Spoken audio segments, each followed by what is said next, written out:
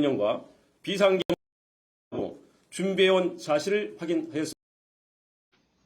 김용현과 노상원은 2023년 10월 군 인사를 앞두고 육군참모총장, 방첩사령관, 지상작전사령관 등 군 인사 방안과 비상계엄 시 진압군이 될 수 있는 구사단과 34단에 대하여 논의하였고 2023년 10월 이후 그들의 논의한 대로 육군참모총장 박안수, 방첩사령관 여인영, 구사단과 34단을 관할하는 지성작전사령관이 보임되었습니다.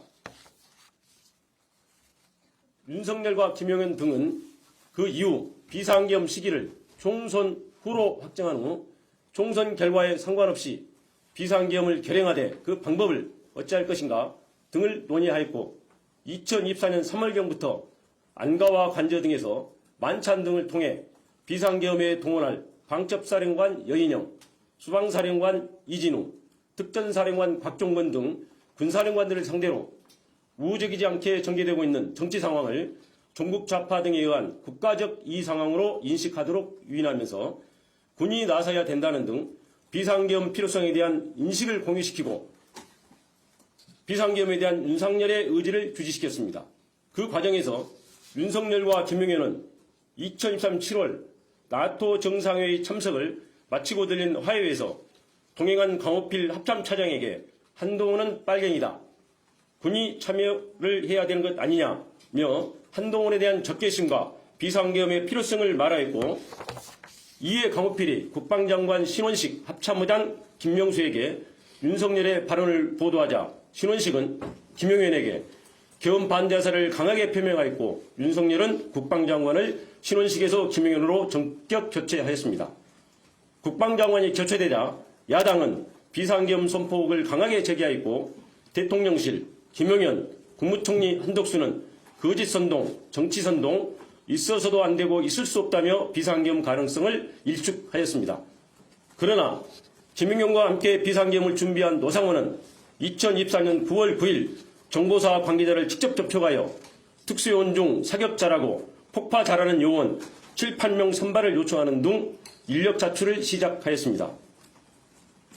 그리고 적 행동이 먼저인 전시 또는 경찰력으로 통제 불가 상황이 와야 함, 단기간에 효과를 볼 수 있는 천재 이루의 기회를 찾아서 공략, 불안정 상황을 만들거나 또는 만들어진 기회를 잡아야 체면이 손상되어 대응할 수밖에 없는 타겟팅 등 여인영의 휴대폰 메모와 관련자들 진술을 통해 윤석열, 김용현, 여인영이 비상계엄 선포의 명분을 만들기 위해 북한의 무력 도발을 위할 목적으로 2024년 10월부터 다양한 비정상적 군사작전을 실행한 사실을 확인할 수 있습니다.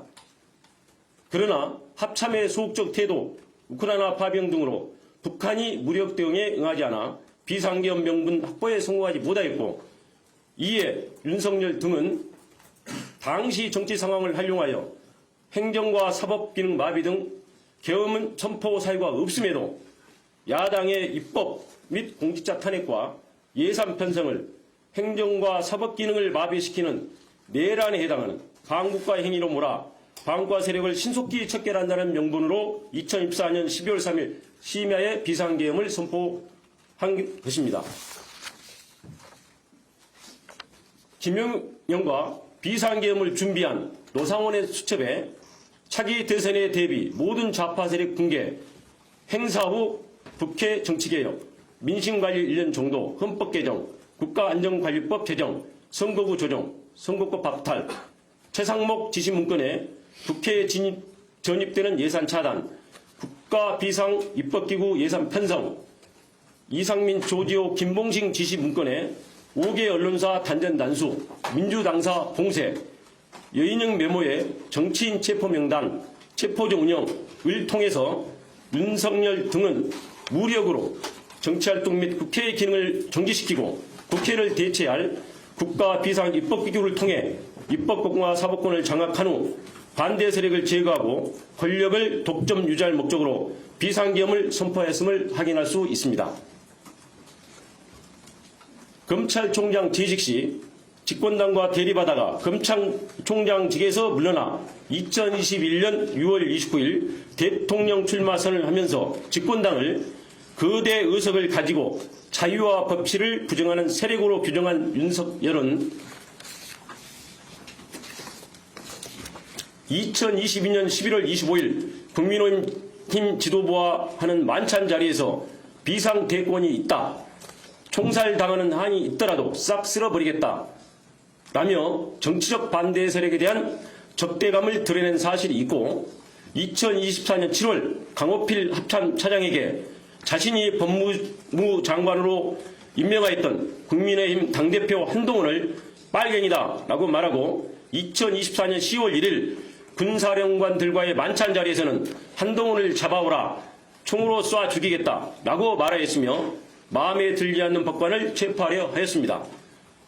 이러한 사실을 통해 윤석열이 신념에 따른 것이 아니라 자신을 거스르거나 반대하는 사람을 반국가 세력으로 몰아 비상계엄을 통해 제거하려 한 사실을 확인할 수 있습니다.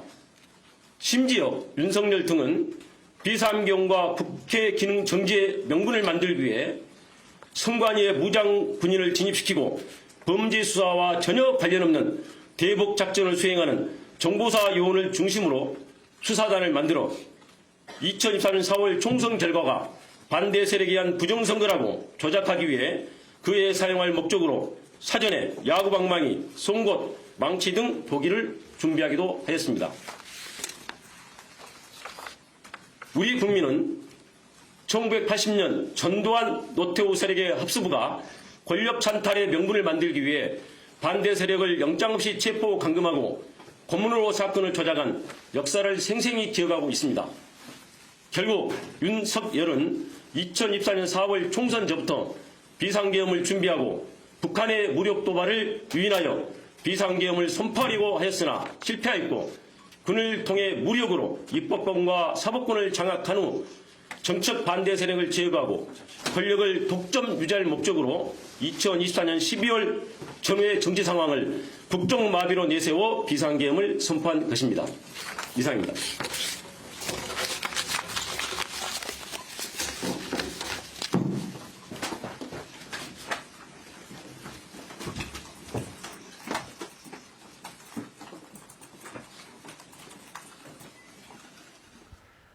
네, 지금까지 12.3 비상계엄과 관련돼서 특검의 최종 수사 결과 발표가 있었습니다. 조은석 특별검사의 발표였습니다. 자, 이 내용 관련돼서 자세히 알아보도록 하겠습니다. 백인성 법조 전문기자 나와 있습니다. 어서 오세요. 네, 지금 12.3 비상계엄 관련돼서 지금 조은석 특검이 최종 수사 결과를 발표했는데, 우선 발표 내용부터 좀 정리해서 들어가 보죠.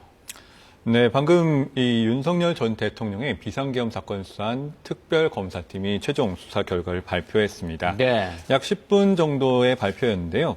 결국 오늘 브리핑에서 가장 관심을 모았던 건 비상계엄이 왜 선포가 됐는지였습니다. 특검은 계엄 선포의 목적이 윤 전 대통령의 권력 유지, 독점 이거였다고 밝혔습니다. 윤 전 대통령은 계엄 당시에 대국민 담화를 통해서 종북 반국가 세력을 척결하고 자유 대한민국을 수호하기 위해서 계엄을 선포했다, 이렇게 밝혔는데요. 네. 이게 어디까지나 표면상 이유였고, 군을 통해서 사법권을 장악하고 그리고 비상입법기구로 입법을 해서 무력으로 정치적 반대 세력을 제거하려던 게 계엄 선포의 동기라는 설명입니다. 특검은 노상원 수첩에 적힌 이 차기 대선에 대비 모든 좌파 세력을 제거, 봉쇄, 그리고 대통령이 재선 3선 가능하도록 헌법 개정 등의 문구, 그리고 최상목 문건에 적힌 국가 비상입법기구 예산 편성, 그리고 정치인 체포조 명단이 적힌 여인형 메모 등을 근거로 들었고요. 예. 특검은 윤 전 대통령이 비정상적 군사작전으로 북한의 무력 대응을 유발하려고 했지만, 비상계엄 여건을 조성하려고 했지만 실패했다, 이렇게 밝혔습니다. 지금 이번 발표를 보면 특검 입장에서는 이번 12.3 비상계엄은 그냥 충동적이고 우발적으로 일어나는 것이 아니다, 이것은 치밀하게 준비가 됐다, 이렇게 지금 판단하고 있는 것 같은데, 특검의 발표 어떤 내용이 있었습니까? 말씀하신 대로 2023년 10월 이전부터 치밀하게 계획됐다, 이것이 특검의 주장이었습니다. 네. 2023년 10월 군 인사전에 이 비상계엄 시기를 총선 전후 언제로 할지 검토했다는 건데요. 이른바 노상원 전 정보사령관의 수첩에 적혔던 이 방첩사령관 육군 참모총장 그리고 지상작전사령관 등 인사 내용이 2023년 10월에 인사에 그대로 반영된 점을 근거로 들었고요. 또 2022년 11월에 국민의힘 지도부와 만찬 자리에서 비상대권이 있다. 이 총살을 당한 한이 있더라도 싹 쓸어버리겠다는 윤 전 대통령 발언을 사전 준비에 근거로 들었습니다. 네, 그렇군요. 지금 오늘 당장 비상경과 관련돼서 어떻습니까? 지금 특검이 기소한 건에 첫 선고 나오고 있다, 나올 예정이다, 이런 내용이 있는데 이 내용은 뭡니까? 오늘 오후 2시에 선고되는 노상원 전 국군 정보사령관의 사건인데요. 네. 이 3대 특검이 기소한 사건 중에선 첫 번째로 선고가 나오는 사건입니다. 혐의는 알선 수재와 개인정보 보호법 위반 두 가지였는데요. 알선 수재는 이 김봉규 당시 정보사 대령의 준장 진급 그리고 9.3회 당시 육군 제2기갑 여단장 이 소장 진급을 도와주겠다면서 2천만 원 상당의 금품을 받은 혐의였고요. 개인정보보호법 위반이 중요한데 이 노 전 사령관이 민간인 신분이면서도 전직 사령관 지위를 이용해서 계엄 당시 부정선거 의혹을 수사할 이른바 제2수사단 요원 선발에 관여를 했고 네. 2024년 9월부터 문상호 당시 정보사령관 등에게 작전에 능한 요원 명단을 요구해서 이 실제 요원들의 실명과 특기 그리고 개인정보가 담긴 자료를 건네받았다는 혐의입니다. 이 개인정보보호법 위반이 핵심인데 이번 선고에서 이 계엄 관련 사실관계가 인정되면 다른 재판에서도 매우 유력한 증거로 쓰일 수가 있기 때문에 주목을 받는 것이고요. 검찰은 노 전 사령관에게 징역 3년을 선고해달라고 재판부에 요청을 했습니다. 지금 다른 사건들도 있는데 이 부분 관련돼서는 재판이 어떻게 진행되고 있는지 설명해 주시죠. 네. 내란 특검이 그동안 기소한 인물들을 보면요. 두 갈래로 나뉠 수가 있습니다. 네. 윤석열 전 대통령과 국무위원들로 크게 나눠볼 수가 있는데요. 우선 내란 특검은 윤 전 대통령을 이른바 1.23 비상계엄 사태의 정점으로 지목해서 형법상 내란 우두머리 혐의로 구속 기소한 걸 비롯해서 3번 기소가 되었습니다. 계엄 준비 과정에서 이 북한 평양 상공에 우리 군 무인기를 침투시킨 의혹과 관련해서도 일반 이적 혐의로도 추가 기소가 됐고요. 특히 내란 특검이 기소한 국무위원으로는 한덕수 전 국무총리가 대표적인데 네. 이 내란 우두머리 방조 혐의로 기소가 됐다가 내란 재판부 요구에 따라서 중요임무 종사 혐의가 추가가 됐습니다. 특검이 한 전 총리에 대해서는 징역 15년을 구형했고 내년 1월 1일에 1월에 2심 선고가 나옵니다. 예. 내란 특검은 또 김용현 전 국방부 장관, 이상민 전 행정안전부 장관도 내란 중요임무 종사 혐의로 구속 기소를 했고요.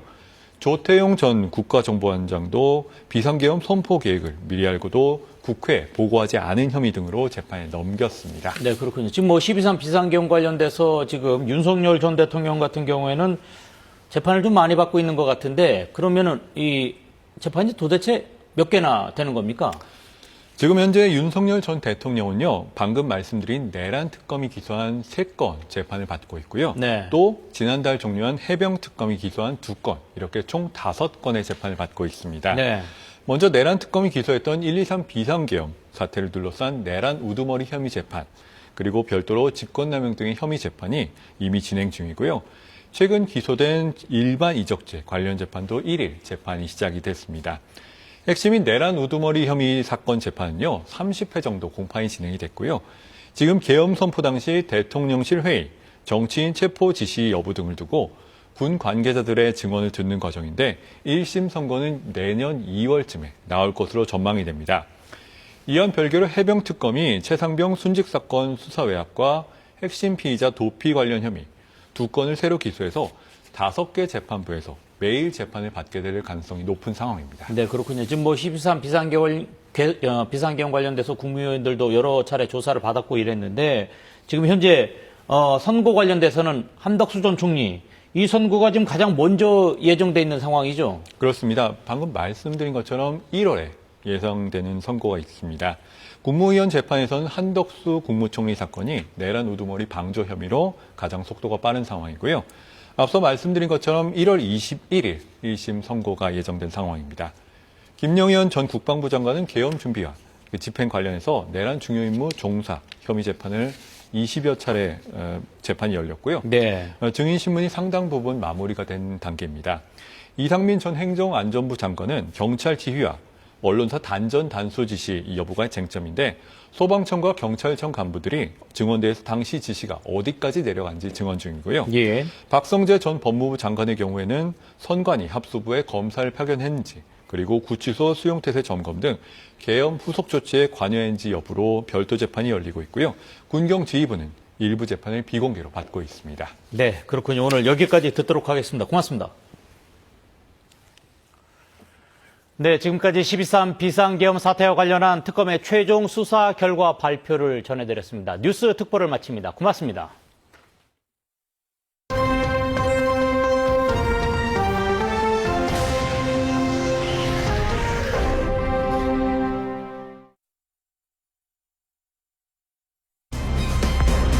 겨울철 차량 관리 어떻게 해야 할까요? 히터 등 배터리 사용량이 많아지는 겨울철, 배터리 방전에 대비해 점검은 필수입니다. 전기차는 외부 온도에 민감하기 때문에 건물 내에 주차하고 충전하는 것이 좋습니다. 타이어 마모도와 공기압 점검은 필수이며 엔진 오일 교체 시기와 부동액 유무도 확인해야 합니다. 겨울철 차량 관리 요령을 기억하세요.